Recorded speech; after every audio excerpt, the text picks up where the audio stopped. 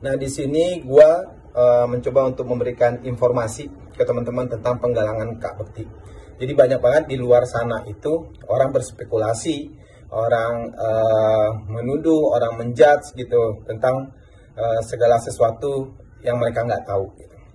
Jadi Halo Sobat Fakta 5D, ketemu lagi dengan 5D yang terus mengabarkan fakta viral seputar selebritas tanah air yang terus saja bikin berita dan dengan berita mereka tetap eksis di ranah media. Ricky Como, presenter sahabat dari Indra Bekti yang selalu mendampingi Aldila, istri dari Indra Bekti, terutama saat kemarin diwawancara dalam penggalangan donasi akhirnya buka suara soal kronologi bagaimana sampai Aldila meminta donasi. Ricky Como yang merupakan sahabat dari Indra Bekti dan istrinya mengatakan bahwasannya hujatan-hujatan dari netizen ini tidak berdasar. Namun ternyata netizen juga membalas dan berkomentar pedas kepada Ricky Como. Nah, bagaimana ceritanya? Bagaimana beritanya kita simak kupas tipis-tipis di 5D kali ini. Like, subscribe, and komennya ditunggu dan jangan lupa selalu ada doa dalam setiap lentikan jarimu. Presenter Ricky Como menjelaskan soal awal mula penggalangan dana untuk Indra Bekti. Selebritis sekaligus adik ipar Indra Bekti ini memberikan klarifikasi setelah penggalangan dana Indra Bekti menuai pro dan kontra. Bahkan tidak sedikit warganet yang menghujat istri Indra Bekti, Aldila Jelita, setelah membuka penggalangan dana. Lantaran wanita yang akrab disapa Dila itu merasa keberatan dengan biaya rumah sakit Indra Bekti ke depannya. Untuk memberikan klarifikasi pada warganet, Ricky Como mengungkap soal awal mula usulan penggalangan dana itu. Disampaikan Como, penggalangan dana diusulkan oleh para rekan artis sejak hari pertama Indra Bekti masuk rumah sakit. Awalnya pihak keluarga sempat menolak adanya penggalangan dana itu, namun tak disangka biaya rumah sakit sang presenter itu ternyata cukup besar. Karena itulah kemudian Aldila mengetahui hal itu, kemudian Aldila pun menggelar jumpa pers dan muncullah soal donasi itu.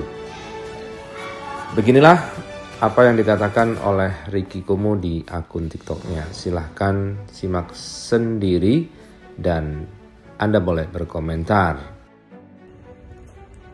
Nah, di sini gua mencoba untuk memberikan informasi ke teman-teman tentang penggalangan Kak Bekti.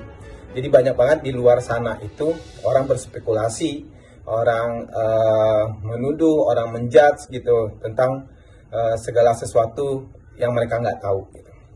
Jadi penggalangan dana itu di hari pertama diusulkan oleh teman-teman artis. Teman-teman artis mau untuk melakukan penggalangan dana untuk Kak Bekti di hari pertama dia masuk rumah sakit.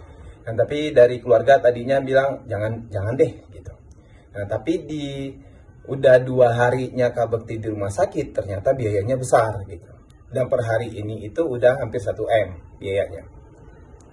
Nah, jadinya makanya penggalangan dana itu tadinya adalah untuk memberitahukan ke teman-teman, orang yang punya hati baik, orang yang mempunyai rezeki lebih, yang mau untuk melakukan penggalangan dana, monggo silahkan gitu. Karena karena memang biayanya besar gitu. Dan untuk memilih-milih rumah sakit, jadi Kak Bekti itu kan dia pingsan gitu. Dia pingsan terus pasti akan dilarikan ke rumah sakit yang terdekat gitu. Nggak mungkin juga lu akan nyari rumah sakit mana dulu yang BPJS segala macam, nggak mungkin juga. Pasti lu akan melarikan itu ke rumah sakit yang terdekat gitu. Pasti, itu udah pasti gitu. Dan Kak Bekti itu pun juga masih ada sampai sekarang, sampai malam hari ini tuh masih ada di ruangan ICU. Masih ada di ruangan ICU. Jadi dia nggak ada di ruangan rawat inap yang ada VVIP, yang kelas 1, kelas 2, enggak gitu. Dia masih ada di ruangan ICU. Jadi belum pindah ke ruangan inap gitu. Jadinya emang nggak akan bisa untuk downgrade kamar juga gitu. Dan untuk asuransinya sendiri gitu. Jadi Kak Bekti itu baru join asuransi sekitar 6 atau 7 bulan kalau nggak salah gue gitu loh. Dan penyakitnya ini adalah sakit yang kritis. Sakit yang kritis gitu loh. Dan sakit kritis itu ada masa tunggunya 1 tahun baru akan di cover oleh asuransi gitu. Dan dia baru gabung beberapa bulan sama asuransi gitu. Dan Apalagi yang mau gue jelasin, dan asuransi tentang kamar dan untuk pindah rumah sakit gitu. Jadi yang sakit itu adalah kepalanya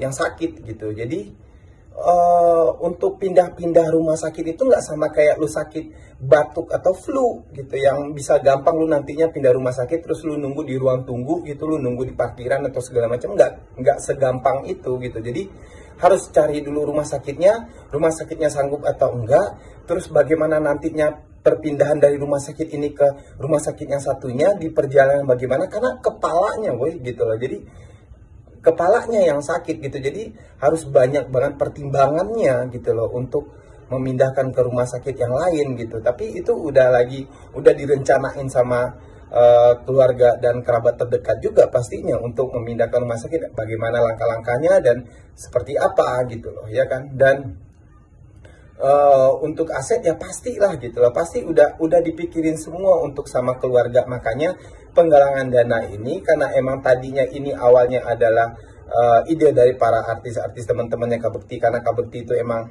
orang yang baik gitu, banyak membantu teman-teman artis yang lainnya juga. Jadi teman-teman artis tergerak juga hatinya untuk membantu Kak Bekti gitu. Makanya dikasih tahu sama Dila untuk ya udah open donasi gitu loh.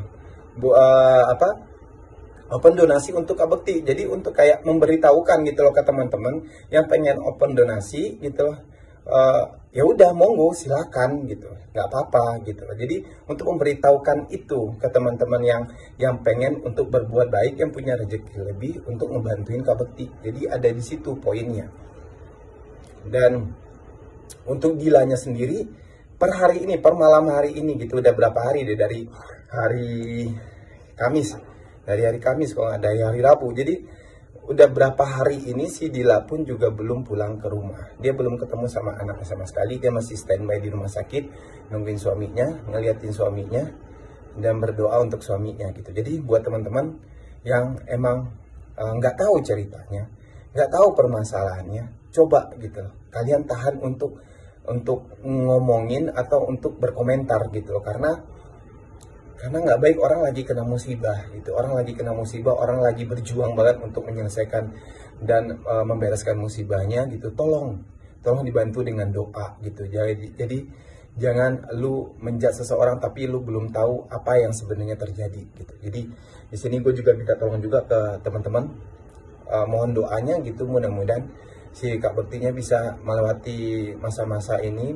keluarga pun juga bisa melewati masa-masa sulit ini. Dia bisa cepat untuk balik ke seenggaknya pindah dulu ke ruangan rawat inap, bisa cepat pulih juga gitu. Jadi mohon doanya semua dan terima kasih. Semoga informasi ini bisa untuk meluruskan apa yang sekarang yang ada di sosial media. Terima kasih. Assalamualaikum. Netizen di akun TikToknya. Berikut ini komentar netizen.